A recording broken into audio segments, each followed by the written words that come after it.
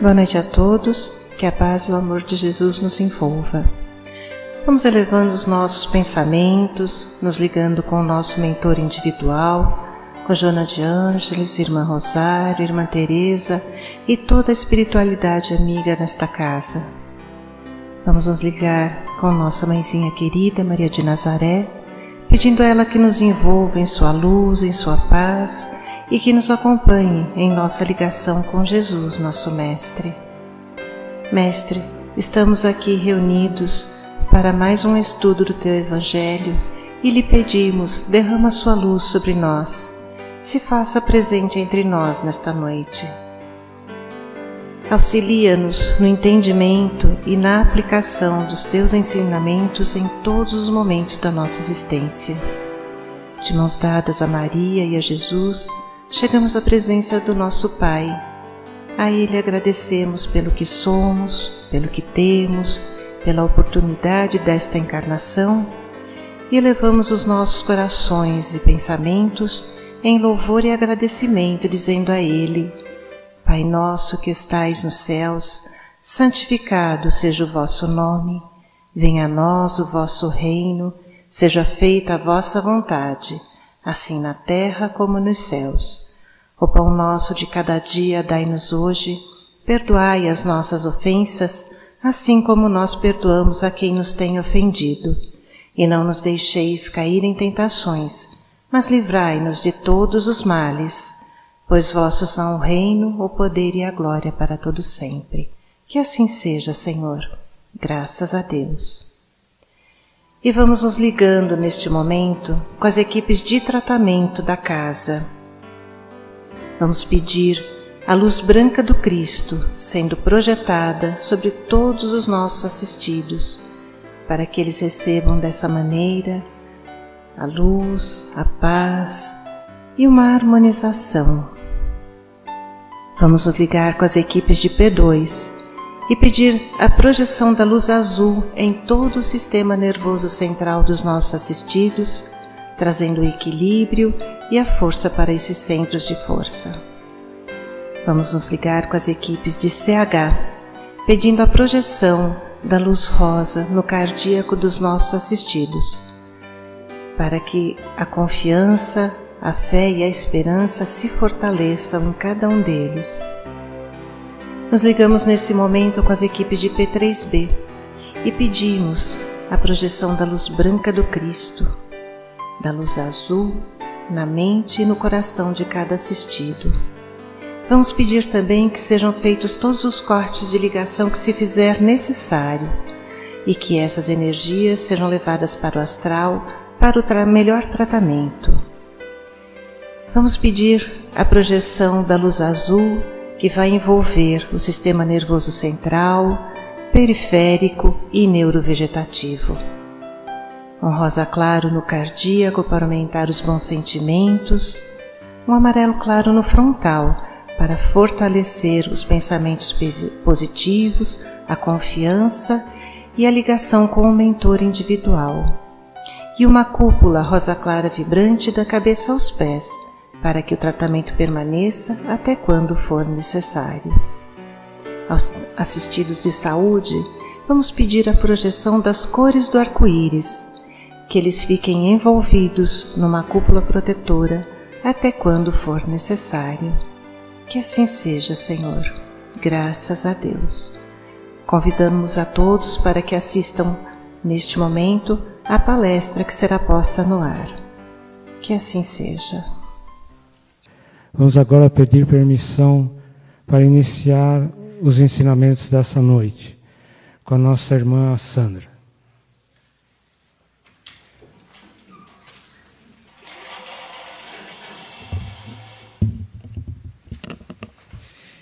Amigos, muito boa noite. Que a paz, a luz e o amor de Jesus envolva cada um de nós, nos ilumine, nos inspire, nos esclareça. O tema da nossa reflexão do Evangelho hoje é o argueiro e a trave. Já ouviram falar? No Evangelho segundo o Espiritismo está no capítulo 10, Bem-aventurados os misericordiosos. E lá explica todas as bênçãos do ser que consegue alcançar a prática, o sentimento da misericórdia. O que é misericórdia? Misericórdia é a somatória de todas as virtudes que a gente deve desenvolver com relação ao nosso próximo. Uma definição muito importante diz que misericórdia é quando de coração a gente consegue colocar no coração a miséria alheia. E vamos entender por miséria, pode ser material, pode ser intelectual, pode ser espiritual. Então, às vezes, a pessoa é um miserável, não porque ele está numa condição social ou financeira, simplesmente porque ele ainda não adquiriu nenhuma competência, nenhuma capacidade para estar de uma forma, numa condição diferente daquela. Muitas vezes, a gente sabe a solução exata para o problema dos outros. Verdade ou não é? Nossa, como nós somos competentes com as dificuldades alheias. Se a gente conseguisse aplicar parte muito pequena dessa competência com relação aos nossos problemas, a gente já estava tudo levitando. Mas a gente desperdiça esse potencial na solução dos nossos problemas e se compromete, se vincula ao problema dos outros. Por isso que a vida fica tão difícil. Por isso que as coisas são tão complicadas. A vida não é tão pesada. A gente é que resolve carregar não só as nossas imperfeições, não só as nossas dificuldades, como as imperfeições e as dificuldades de todo mundo que está à nossa volta. Não é muito esperto, vamos combinar, não é verdade? Olha o que diz o texto.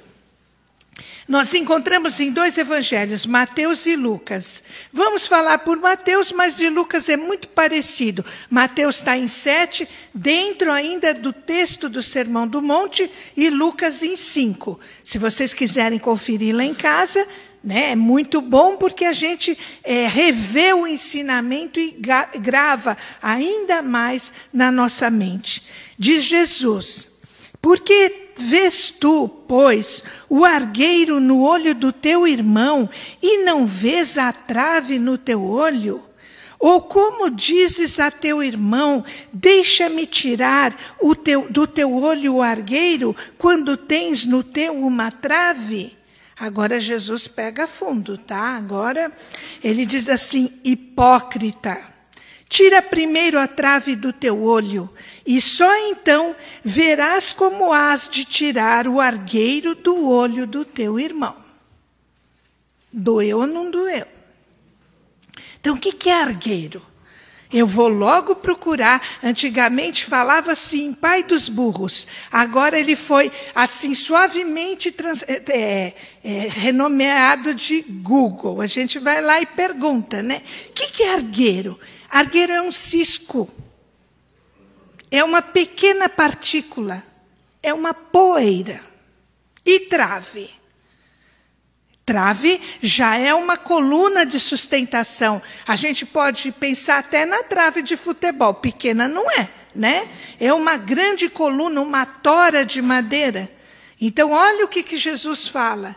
Como é que normalmente a gente tem uma tora na nossa visão, cegando completamente a nossa consciência, e estamos lá com todo cuidado querendo tirar o cisco do olho do outro.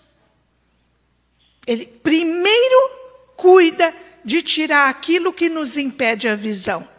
E só depois nós vamos ter condição de ajudar o próximo, de fazer alguma coisa pela dificuldade de visão do próximo. Veja que fica muito mais amplo do que um simples cisco no olho. Concordam?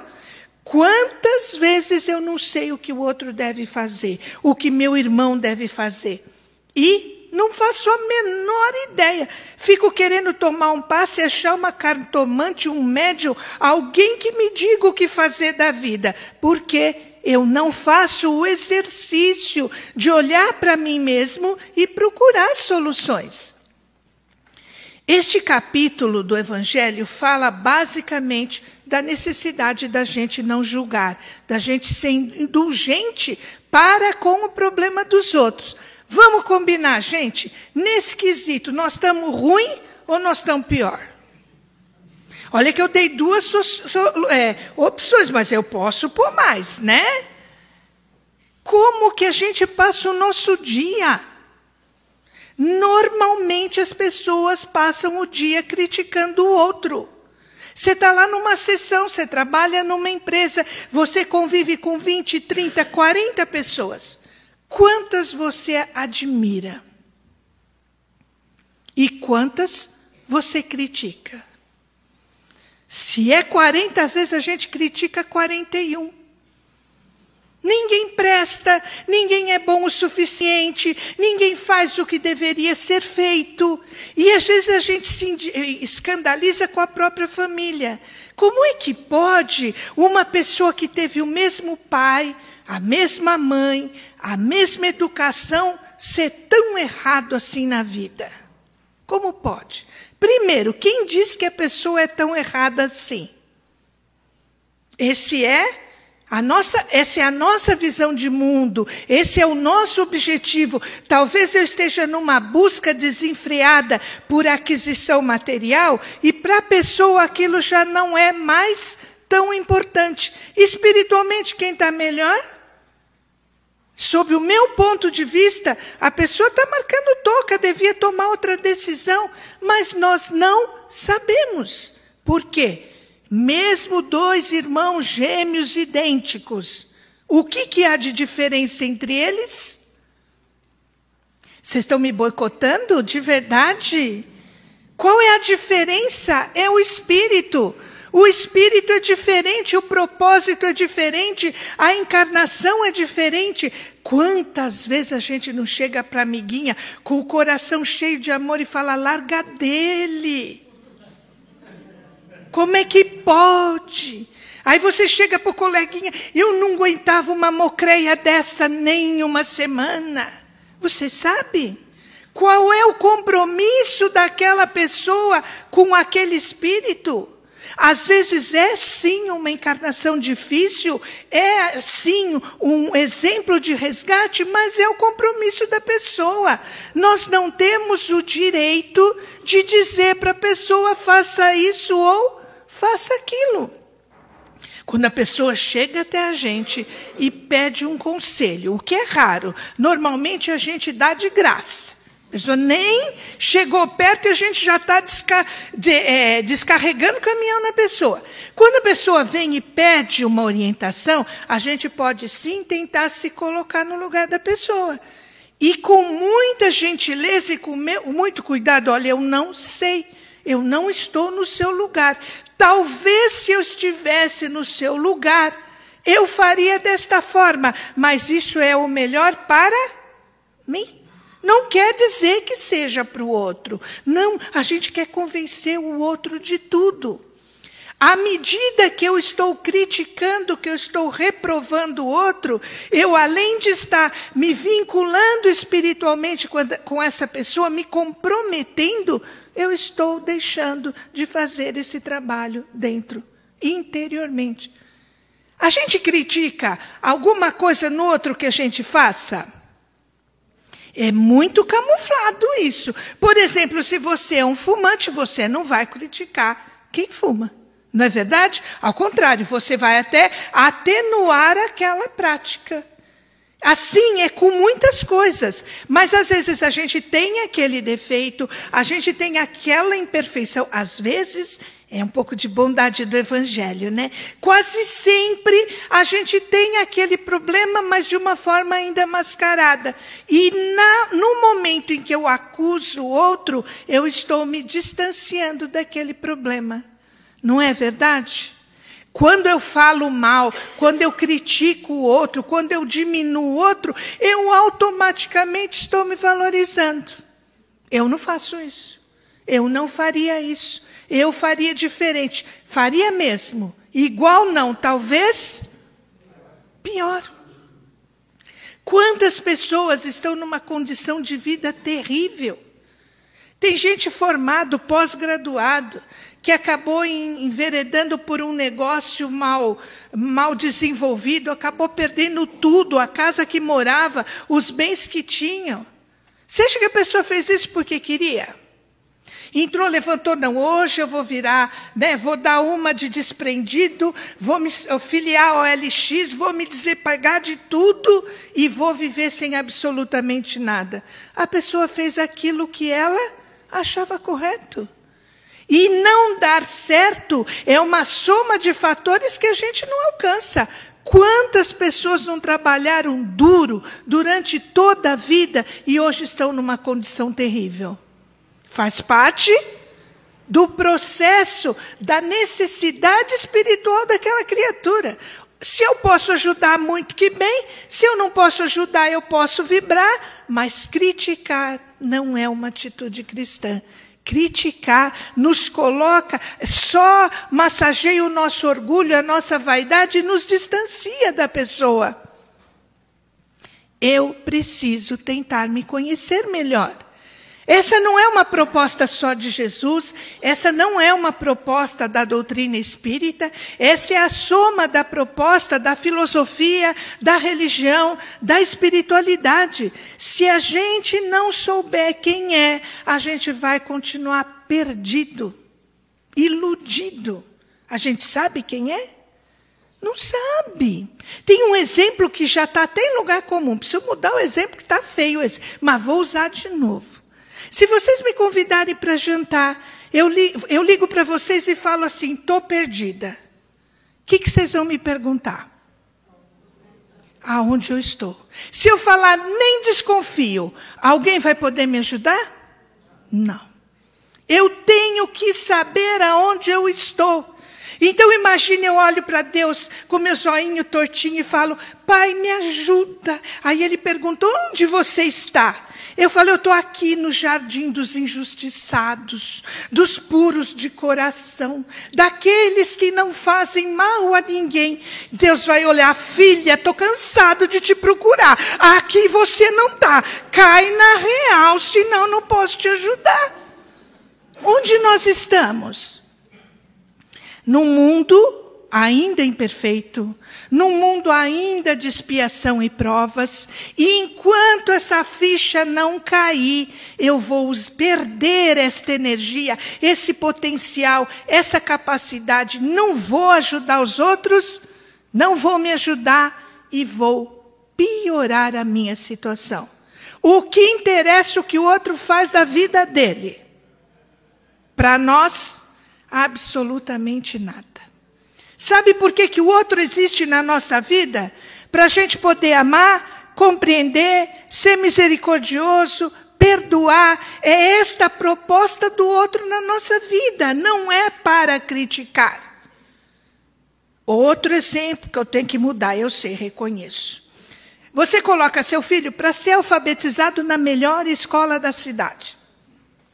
A professora PhD pós-graduada, até em espirro, chega no primeiro dia de aula e fala, nossa, quanto analfabeto, meu Deus do céu, como tem gente ignorante nesse mundo, por que eu estou no meio desses analfabetos?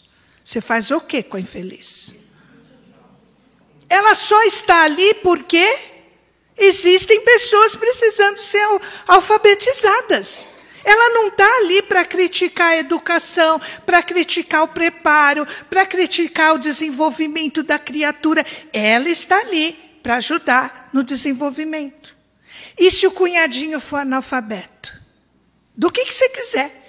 De espiritualidade, de competência, de conhecimento. E nós, como mestre, estamos juntos para vaiar, para criticar ou para ser exemplo? Para melhorar. Veja, ser exemplo é ótimo, porque você não está obrigando ninguém a ser igual, mas está permitindo que a pessoa tenha um modelo. A nossa padrão normalmente é faço o que eu digo, não faço o que eu faço. Isso não funciona, isso nunca funcionou. Não funciona, porque o que a gente diz não convence ninguém. Concordam com isso? é o que a gente sente, é o que a gente vibra, é o que a gente sintoniza que diz o que a gente é.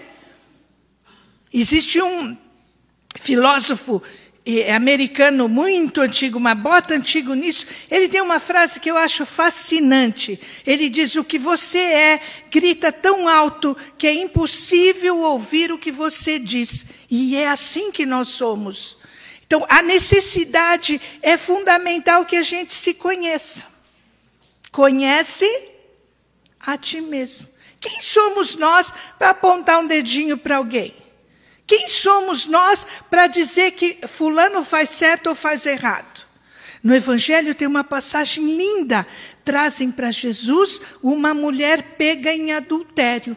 No Evangelho não fala o nome da mulher. Então é uma desconhecida que alguém pegou numa situação que era proibida por lei e ela é levada até Jesus. Qual era a pergunta? O que é que a gente faz com ela? Lembram dessa passagem? Olha, pegadinha. Porque se Jesus falasse, perdoa, releva, deixa quieto, ele estava indo contra uma lei. Uma lei que dizia que a pena para o adultério era o apedrejamento. E se ele falasse, não, a lei mandou apedrejar, manda ver, ajusta a mira aí e manda ver. Ele também estaria indo contra a sua maior lei, que é a lei de amor.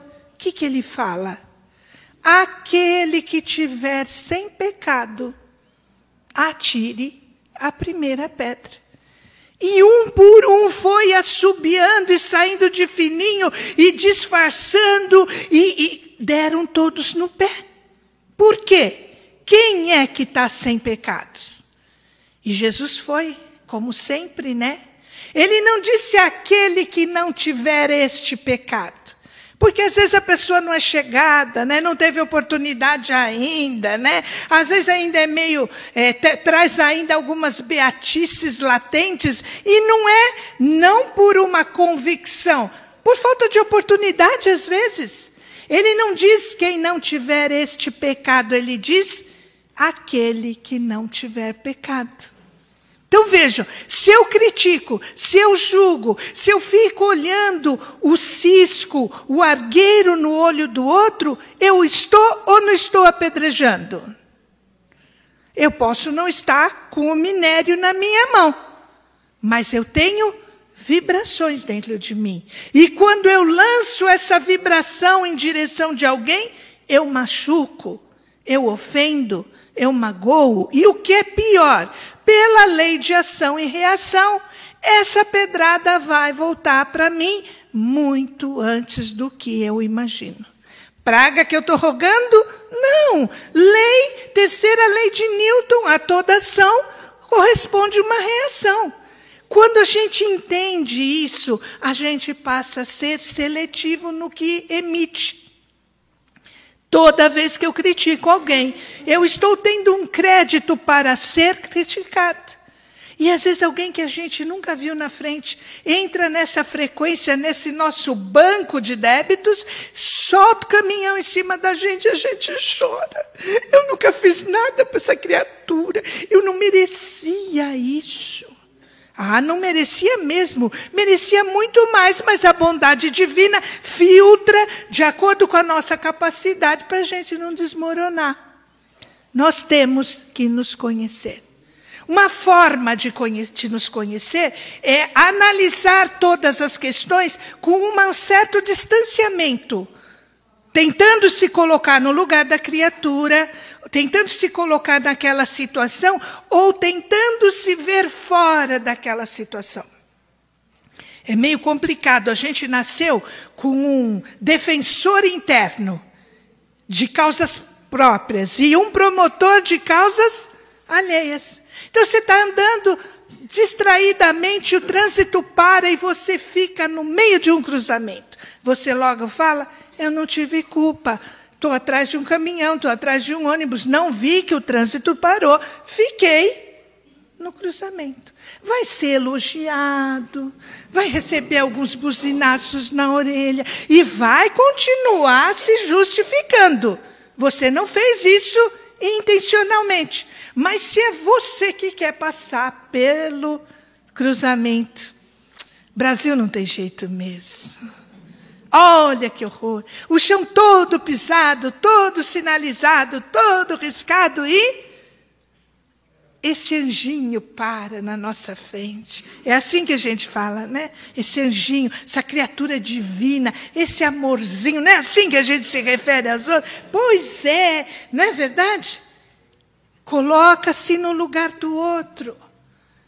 Provavelmente ele não teve a intenção. Se teve a intenção, é um analfabeto.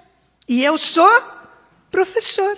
Deixa quieto. Um dia ele vai sentir, um dia ele vai aprender. E não é de nossa responsabilidade o que ele está fazendo. Mas o que eu estou sentindo, o meu desequilíbrio, isso é todo meu. Eu respondo, eu falo, né? Visando sempre a melhora do outro e a nossa melhora, a gente muda. Eu tive uma dirigente do curso de médiuns, ela era extremamente rigorosa. E ela falava assim, você tem que amar todo mundo.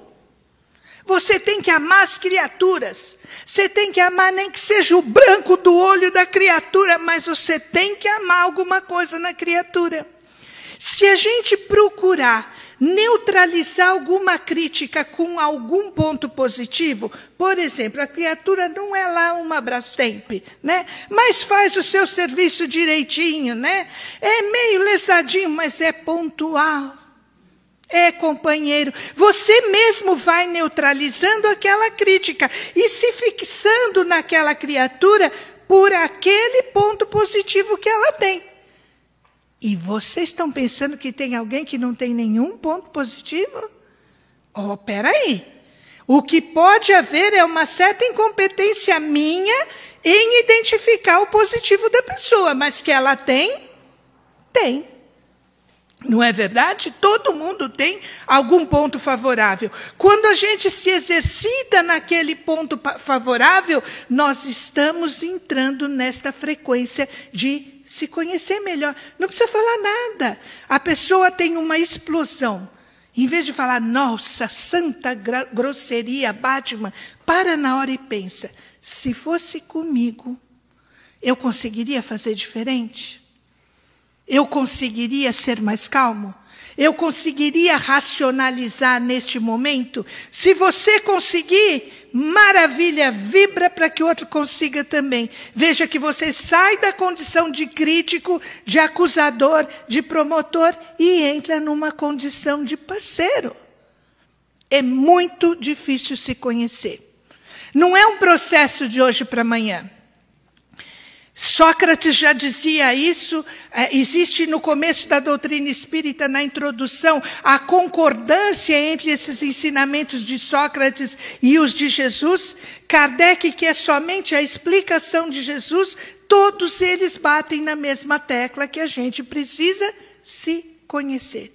Em psicologia, há muito tempo, 2 cientistas desenvolveram o que eles chamam de janela de Johari, que era os 2 criadores desse sistema. Então, eles dizem que existe como numa janela de 4 vidraças, existe aquele eu que você conhece e todo mundo conhece.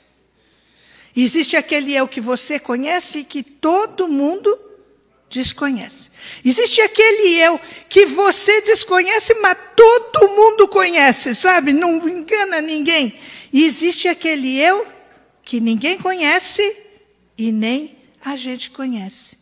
Conhecer a si mesmo é cada vez mais diminuir essas diferenças. Eu tenho que saber realmente quem eu sou. E a gente não sabe. Vira e mexe, a gente passa por uma situação difícil, por uma grande dificuldade. A gente sai bonita e a gente vira e fala, puxa, eu não sabia que eu era capaz. Poxa, eu venci essa situação e olha, eu achava, não me dava nada e não é que eu fui e consegui. Então, analisando o que a gente faz, analisando o que a gente sente e escolhendo sentir e apontar apenas o que há de bom no outro, nós estamos num processo muito claro de mudar essa situação. Jesus, quando diz conhecereis a verdade e a verdade vos libertará, a gente logo pensa que é numa verdade, né, transcendental, numa verdade quântica. Não, é a nossa verdade. É aqui que eu tenho que mergulhar e é aqui que eu tenho que conhecer e escolher ser melhor.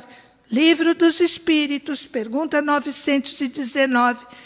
Santo Agostinho nos orienta. Passe em revista o seu dia rapidamente antes de dormir e analise tudo o que você fez. Se alguém tem alguma coisa contra você, se você deixou de fazer alguma coisa importante, se você fez todo o bem que podia. Quando a gente entra nesse exercício, quando a gente entra nessa prática, a gente está diariamente tirando a trave dos nossos olhos. Se não tirando totalmente, dando uma lixadinha, uma limadinha aí, desgastando a trave do nosso olho. Engraçado que o mentor fica tão esperto que quando a gente levanta, respira fundo e fala, será? Ele já vem com um megafone e berra no nosso ouvido todas as pisadas de bola que a gente deu naquele momento, nos dando a oportunidade de reprogramar, de ser diferente. Se o outro tiver com algum cisco, manda para o oftalmologista. Vamos cuidar do nosso, que é só isso que nos cabe. Combinado? Muito obrigado a todos e boa noite.